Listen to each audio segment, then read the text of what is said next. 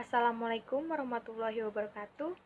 Hello, my name is Adinda Warohmah from English Language and Education, batch 2017, Lambung Mangkurat University. Now I will tell you about review Freedom Writers movie. And the first of all, I will tell you about the synopsis of Freedom Writers. In 1994, in Long Beach, California, Erin Grewell has been accepted to teach English for at-risk students at Woodrow Wilson High School, a once highly acclaimed school which has declined since voluntary integration had been enforced and where racial tensions have increased since the uh, Los Angeles 2 years prior, and Erin struggles to form a connection with her student and observes numerous fights between some of them, who are with uh, in rival with gangs. And one night, Latin student Eva Bennett, her boyfriend Paco, and a friend go to a convenience store. Eva's classmate Cindy Ngor, who is a Cambodian refugee, and her boyfriend also enter the store. African American student Grant Rice, frustrated at losing an arcade game, demands a refund from the store owner, and the owner and Grant have a fight, and they are as Grant storms out. Paco attempts a drive by shooting to kill Grant, but misses and accidentally kills Cindy's boyfriend. As a witness, Eva must testify in court, and she intends to guard her own in her testimony. And then at the school, Erin intercepts a racist drawing by one of her Latin students and utilizes it to teach the class about the Holocaust, which everyone except Caucasian student Ben Samuel has no knowledge of.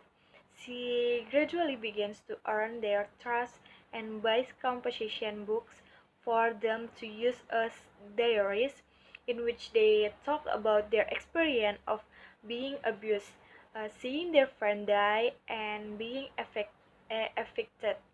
And determined to reform her student, Erin takes on two part-time jobs to pay more books and activity, and spend a lot more time at school, much to the disappointment of her husband. And a transformation is especially visible in one student. It is a Marcus. Erin invites and require uh, eh, I'm sorry, Erin invites various Jewish Holocaust survivors to talk with her class about their experience and require the student to attend a field trip to the Museum of Tolerance. And the students start to realize that being rivals against each other just because of their race and should not be a reason to prohibit their friendship with one another. And meanwhile, her unique training methods are scorned by her college and department chair Margaret Campbell. And the following school years comes, and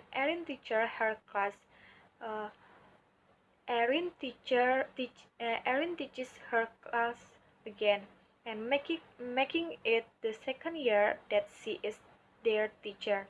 And on the first day, Erin makes her class propose a toast for change, allowing everyone to open up about their struggles and what they wish to change about themselves. And then later on, the class make enough money to have MIP Gaze come to the United States and tell her story of her helping Anne Frank, her family and the fan pals hide from the Nazis. She then uh, also persuade the student that they are heroes and that they within their own small ways can turn on a small light in the dark room. And I think this movie demonstrates how miscommunication, lack of understanding, and intolerance can lead to negative perception and stereotypes of individuals and groups of people. It also shows in positive ways that through understanding, empathy, and positive action, even the most deep-seated and institutionalized intolerance and be repair and improve, leading to stronger self and group identity. And then the movie is a good choice to be studied because it shows many stereotyping performance. It is also adapted from a true story which proves that stereotypes exist in real life. Furthermore, the movie has quality that makes it gain recognition. It received mostly positive review from movie critics. And this slide about culture analysis and the following dialogue contains one of the gender stereotypes found in the movie. It takes place in a family setting, and you can see in a PowerPoint uh, conversation about Arian and Scott. And the Scott say he just doesn't think I'm good enough for you, which is fine. And that's what fathers do. I'm sure I'll be that way someday. And the sentence, uh, that's what fathers do, it is mean the father stereotypes also carries the perfection that doctors are incapable of having good judgment and protecting themselves. This is evident in how Erin's father keeps saying that he is worried about Erin's well-being because he believes that the school she is teaching is full of criminals, and moreover he also tries to make her feel guilty by mentioning how she is just wasting her intelligence in that school when she could have choose a better job instead. And the second is race. The following dialogues happens in Aryan class. This you can see the in PowerPoint conversation about Erwin and Jamal, and you can read that Jamal say, "Get your ass back to China," and the dialogue above takes place in Erin English class. Her students are creating chaos, so Erin decide to change their seating arrangement. When they move seat, a black student named Jamal pass a group of Cambodian students and say that they should go back to China. There is a stereotype based on race in Jamal's comment. His racist remarks suggest that Asian people are all from China, and he generalized Asians and think they consist of one race only with how he orders the Cambodian student to go back to China. And the second is um, the conversation about Andre, Eva, and Erin.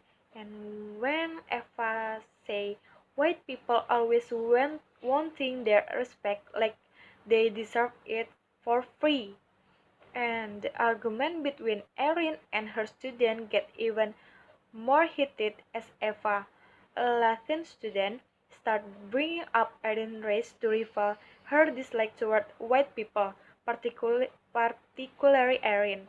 Eva points out that white people always want to get what they want and what they want as if everything is free. And Eva expressed her racial stereotype of white people with disdain. And the next conversation about Brian and Victoria. And when Brian say, I thought it would be most valuable to begin with Victoria to give us the per- perspective. To give us the black perspective. The use of word black and perspective in his utterance refers to the viewpoint of a group of people. In this case, Brian refers to the viewpoint of black people.